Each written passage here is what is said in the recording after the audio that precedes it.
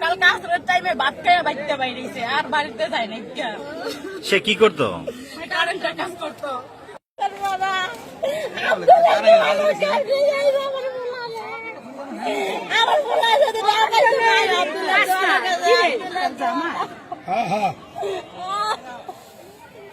আল্লাহ আমার বুলারে কি করলো, কি লেগে বুকটা খালি করলো।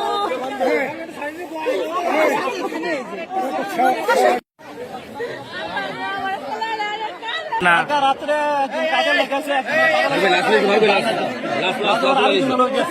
রাত্রে বাড়িতে ফিরে নাই, সকালবেলা ছোট বলে ফোন করে মারা গেছে। আমরা খবর পেয়ে আসলাম, আসার পরে দেখি মেজমেজের দক্ষিণ পাড়া পাট নদীর পাড়ে ঘাসের মধ্যে একটি লাশ। আমরা নামা হিসেবে খবর পাইছি। পরবর্তীতে মিতার ভাই আব্দুর রব এবং স্থানীয় গণ্যমান্যরা তারা বললো যে সে এবং তার কাছে তার বুকে একটা বৈদ্যুতিক প্লাস আর একটা পাওয়া গেছে।